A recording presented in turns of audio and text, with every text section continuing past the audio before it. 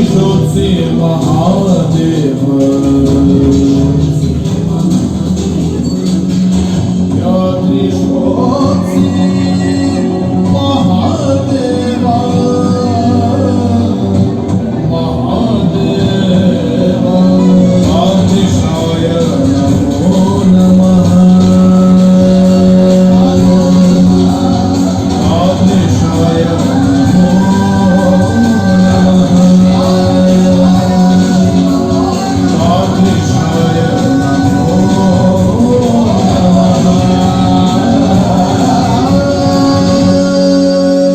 जिनसे हमारे जीवन का आनंद स्रोत प्रवाहित होता है, जिनसे हमारी कल्याण भावनाओं का उत्थान होता है, जो कल्याण रूप एवं अतिशय करुणामय है, जिनकी वास्तविकता को कोई नहीं जान पाया, परंतु उनके हर रूप में स्वयं को समर्पित किया, उन अत्यंत शुभ स्वरूप भगवान शिव को हम सादर नमन करते हैं।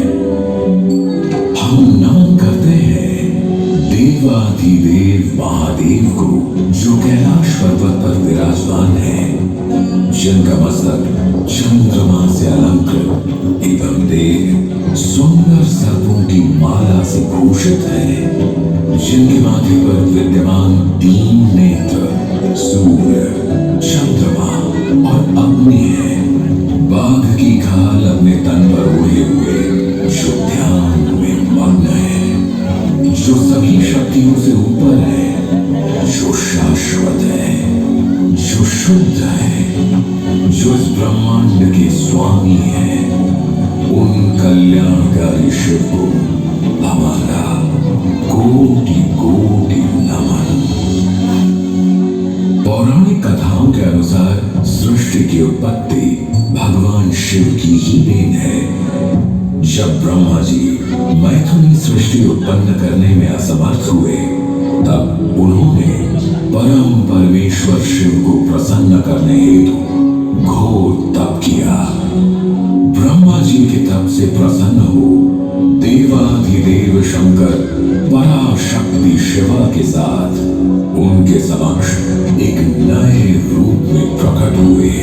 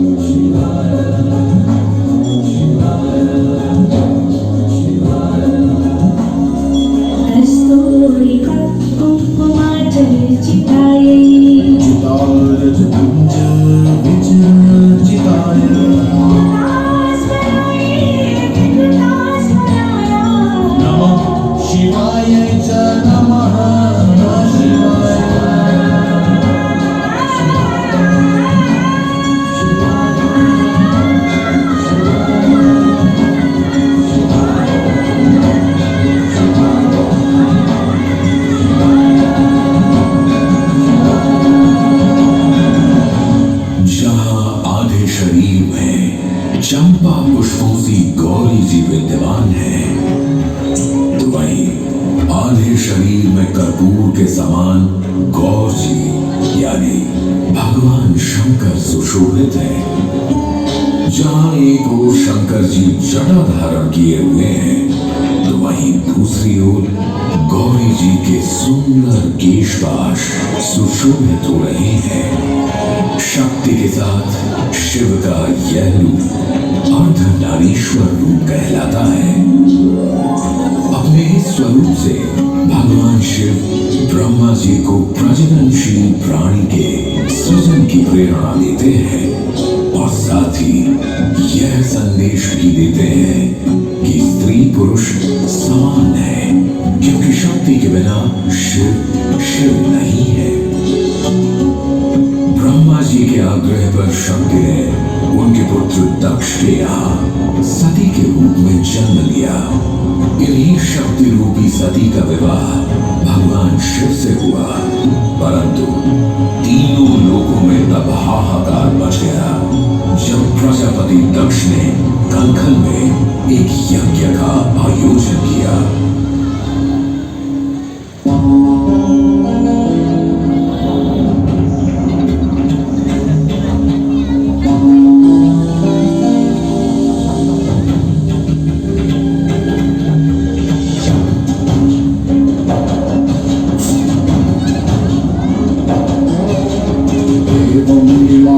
मानसा शिवरूप्रेति भाषिणी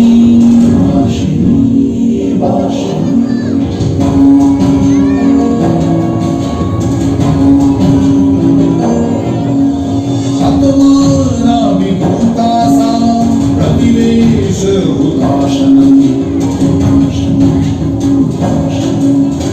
आहाकारेण महता व्यक्तमा सिद्धिकन्तरम् सर्वे ते मञ्चमारूढः शस्त्रेर्व्याप्तनिरन्तराः।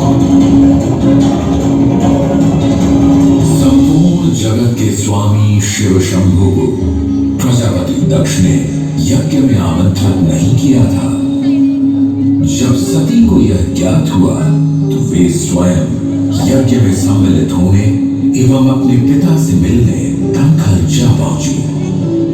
वहां उनके पिता प्रजापति दक्ष ने समस्त अतिथियों के समक्ष अपने दामाद शिव की निंदा की एवं अपनी पुत्री का तिरस्कार किया। देवी सती यह अपमान सह न पाई और क्रोधित हो उन्होंने अग्नि कुंड में कूदकर अपने देह को त्याग दिया। सती की देह का वृत्तांत जानकर क्रोधित शिव ने प्रलयंकारी तांडव प्रारंभ किया।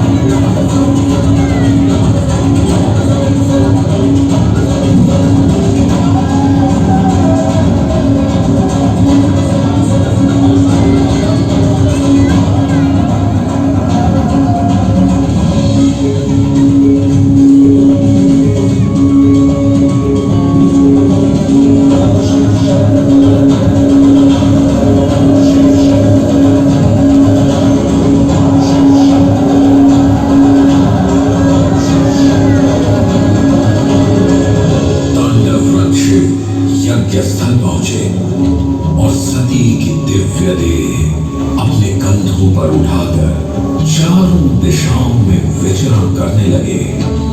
यह देख श्री विष्णु ने अपने सुदर्शन चक्र से सती की दिव्य देह को 52 भागों में विभाजित कर दिया। धरती पर जिन 52 जगहों पर देवी सती के अंग कटकर गिरे, वे सभी स्थान शक्तिपीठ बन गए। आप लोग आज जहां बैठे हैं, यहां से लगभग 30 किलोमीटर दूर तारा तारिणी शक्तिपीठ है। इस तीर्थ को भारत के 4 प्रमुख प्राचीन शक्तिपीठों में से एक माना जाता है। इसके अलावा ओडिशा में 2 और शक्तिपीठ भी हैं। जाजपुर में स्थापित बिरजा शक्तिपीठ, जहां आज भी देवी दुर्गा को मां बिरजा के रूप में पूजा जाता है, वहीं दूसरी ओर भगवान जगन्नाथ के मंदिर परिसर में शक्तिपीठ के रूप में मां विमला मंदिर मौजूद है। चाहे देवी सती की दिव्य देह शक्तिपीठ बनकर पृथ्वी पर समा गई हो, लेकिन शिव को शक्ति से कौन अलग कर सकता है। मान्यता है कि देवी सती ने राजा हिमवान और मैनावती की पुत्री बन पार्वती के रूप में दोबारा जन्म लिया और एक बार फिर भगवान शिव से विवाह किया।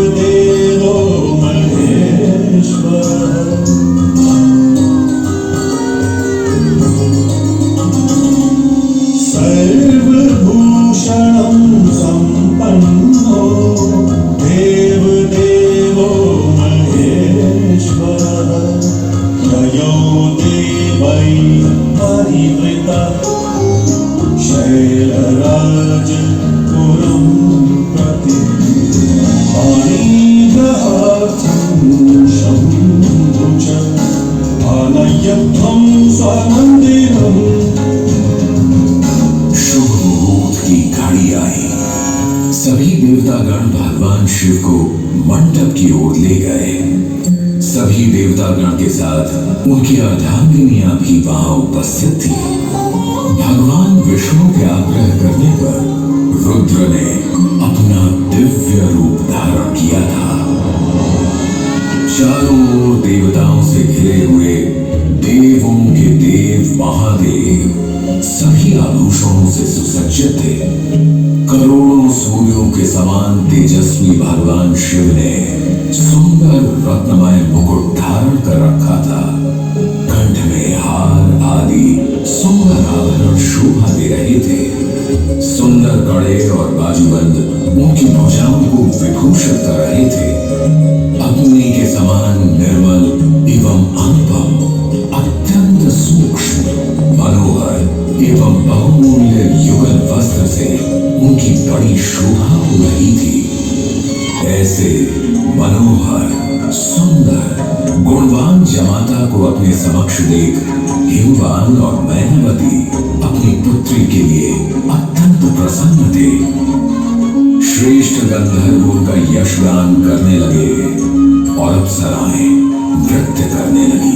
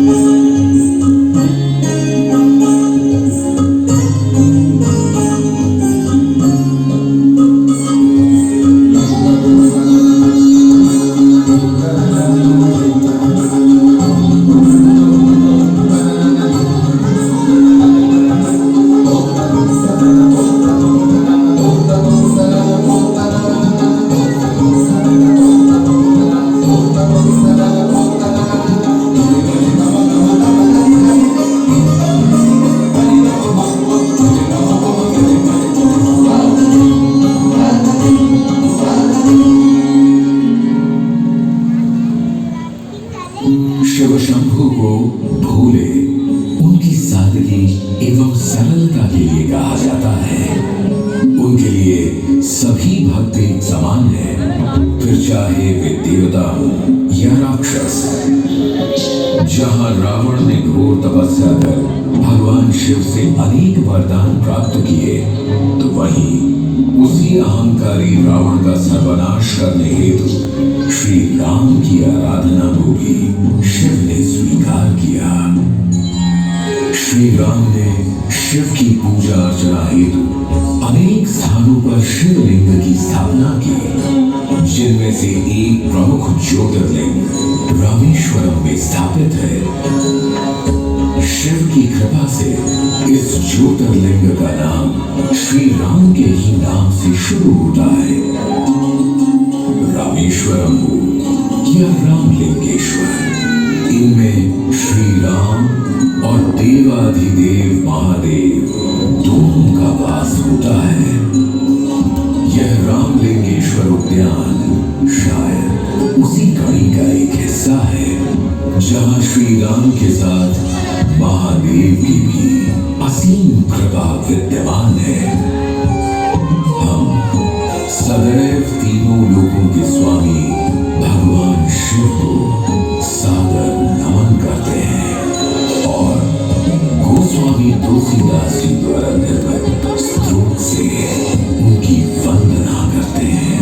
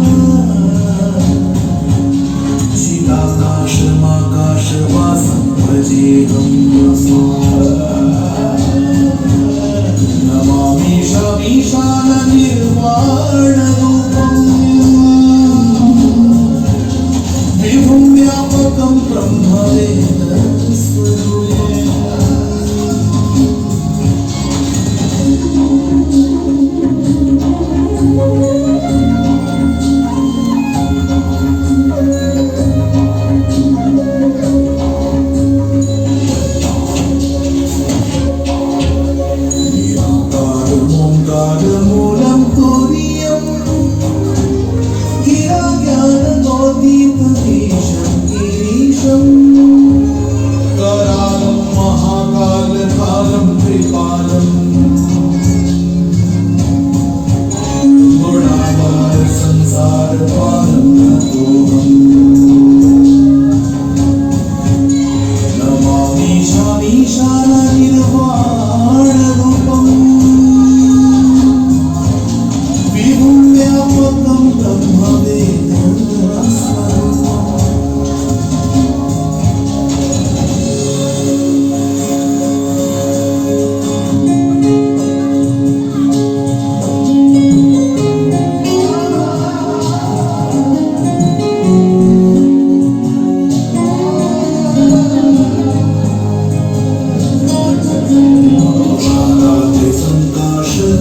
शान्तं गभीरं मनोभूतिकोटे प्रभाश्री शरीरम् स्फुरन्मौलिकल्लोलिनी चारुगङ्गा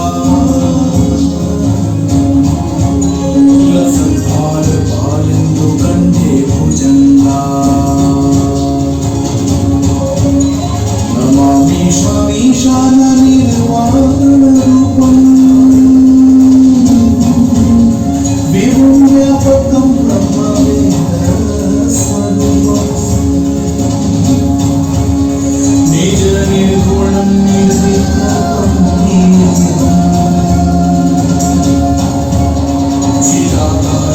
चिदाकाशमाकाशवासं